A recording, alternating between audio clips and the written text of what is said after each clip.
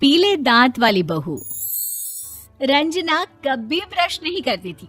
उसे कितनी बार उसके माँ बाप ने डांटा, लेकिन उसका कोई असर उस पर होता ही नहीं था, जिस कारण से उसके दांत पीले पीले हो जाते हैं। शादी के बाद अरे बहू, वैसे तो तुझ में कोई कमी नहीं है, पर तेरे दांत दांत इतने पीले कैसे हैं बेटा? कैसे मतलब? कोई सर्जरी थोड़ी ना कराइए। वो तो क्या नाम, मैं ब्रश नहीं करती थी तो पीले हो गए। अब क्या करूं? आप कहें तो लाल करवा लूं या फिर काले? यार ये क्या है, क्यों माँ से लड़ रही हो? लड़ रही हूँ? अरे मैं लड़ रही हूँ या ये बोल रही है कि दांत पीले हैं, पीले। अरे तपस्या थोड़ी ना की है इन्हें पीले करने के लिए। बकायदा ब्रश नहीं किया है 20 साल तक, तब जाकर। छी, कैसी बात कर रही हो? ये उस वक्त तो पीले नहीं थे जब हम लोग तुम्हें देखने आए थे। अरे तब साफ करवा लिया होगा डेंटिस्ट के पास जाकर।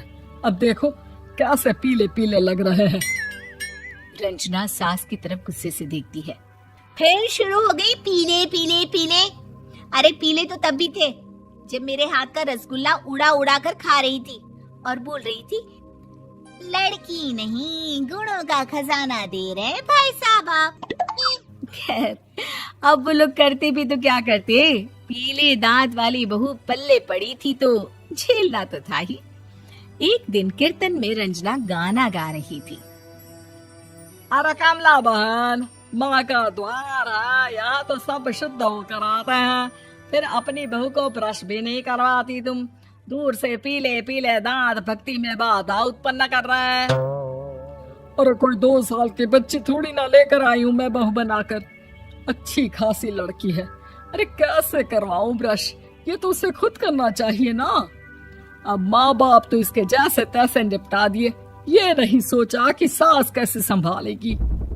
सास बहू को लेकर घर आ जाती है, लेकिन सोच लेती है कि अब इसे लेकर कहीं नहीं जाएगी। अगले रोज बहू कहती है, अरे क्या हो गया, मंदिर नहीं जाना क्या? कीर्तन का वक्त हो रहा है। मेरी मधुर वाणी से कान्हा जी जागते हैं और सोते हैं। आप तो जानती है ना उनकी भक्ति में कितना मन लगता है मेरा।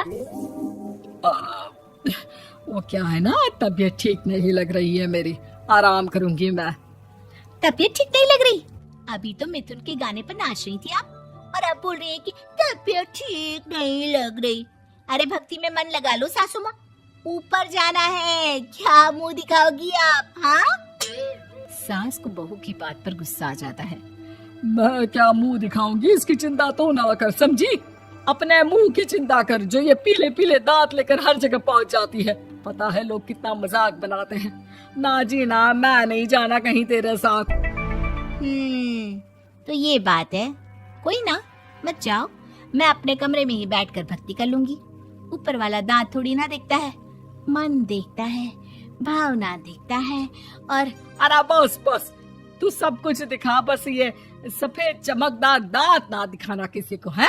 जा यहाँ से। बहू को सास की बात का कोई फर्क नहीं पड़ता, वो तो जैसी थी वैसी ही रह जाती है। सुबह नहाकर किचन में खाना बनाना, फिर खाना खाना, कीर्तन भजन करना और सो जाना। एक दिन, माँ जी मैं सहेली के घर जा रही हूँ, शाम को लेट आऊंगी। हाँ हाँ तो जाना, मैंने कौन सा तेरी आरती करनी है घर पर बैठकर। रंजना सहेली के घर जाती है, जहाँ वो पार्टी में जाने की तैयारी कर रही होती है। अरे शिखा, कहाँ जाने की तैयारी कर रही है? मैं गलत वक्त पर आ गई क्या? अरे नहीं यार, उल्टा सही वक्त पर आई है। मैंने ये साड़ी और ज्वेलरी निकाली है यार, शाम को इनके ऑफिस की एक पार्टी में जाना है। बताना कैसा लग रहा है ये सब? नहीं यार, इस ड्रेस के साथ तो वो वाली ज्वेलरी अच्छी लगेगी। हाँ हाँ सही बोल रही है, मैंने ध्यान ही नहीं दिया। वैसे तो हमेशा से मस्त फैशन सेंस रखती है। तो बड़ा जाती होगी ना पति के साथ पार्टी में। रंजना कुछ नहीं बोलती, बस सोचती है कि यार काश ये बात सही हो जाती। पर मैं क्यों नहीं जाती पार्टी में? क्या इन लोगों की कोई पार्टी होती नहीं होगी? रंजना घर आती है और रात में पति से सवाल करती है, एक बात बताइए, आप मुझे किसी पार्टी में क्यों नहीं ले जाते? क्या आपकी यहाँ ऑफिस में पार्टी नहीं होती? पति बेचारा क्या कहता कि दांत पीले हैं तुम्हारे इसलिए। अरे कोई पार्टी होती नहीं हम लोगों के ऑफिस में, तो कहाँ से लेकर जाऊं? और मार्केट, मॉल, कहीं वीकेंड घूमना, कहीं तो। अरे यार, सारे हफ्ते में एक छुट्टी मिलती है, तो सोचता हूँ कि आराम ही कर लूं। क्यों? रंजना मन मार के रह जाती है। पहले कभी सास के साथ मंदिर जाया करती थी, लेकिन वो भी सास ने ले जाना बंद कर दिया। घर बैठी बैठी रंजना बोर हो जाती है। तभी उसे आइडिया आता है और वो मायके जाने का सोचती है। सासू माँ, 2 दिनों के लिए मम्मी के घर जा रही हूँ। अच्छा अच्छा, ठीक है, आराम से जा। और हाँ, माँ से कुछ अच्छी आदत सीख कर आना कि कैसे शरीर के हर भाग की तरह दांतों की सफाई भी जरूरी होती है, समझी? शुरू हो गई ना आप। वो लोग आपकी तरह नहीं है कि छोटी छोटी बात का बतंगड़ बना दे। उन लोगों के लिए मैं मायने रखती हूँ, ना कि मेरे पीले पीले दांत। रंजना माँ को बिना बताए उन लोगों को सरप्राइज देती है, लेकिन जैसे ही वो दरवाजे पर पहुंचती है, अंदर देखती है कि घर वाले कहीं जा रहे होते हैं। अब माँ, काश रंजना दीदी के दांतों वाली प्रॉब्लम नहीं होती, तो वो भी हम लोगों के साथ चलती ना बुआ जी की बेटी की शादी में।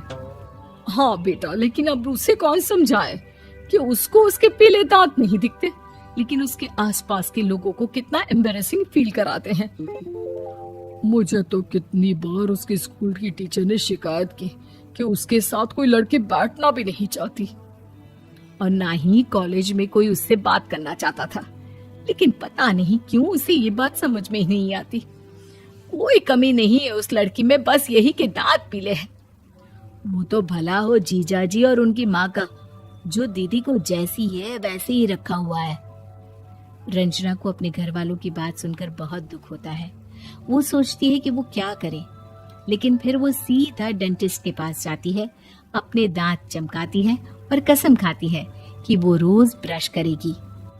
अरे क्या हो गया? तुम तो 2 दिनों के लिए गई थी ना, पर कोई ना, अच्छा है, चलो आ गई तो। रंजना सास के सामने आकर खड़ी हो जाती है और पूरी स्माइल करती है, उसके चमकदार दांतों को दिखाती हुई। हैं? चले मंदिर? माँ, मुझे माफ कर दीजिए, मैंने आप लोगों को बहुत एम्बैरेसिंग फील करवाया। मैं आज से रोज ब्रश करूंगी।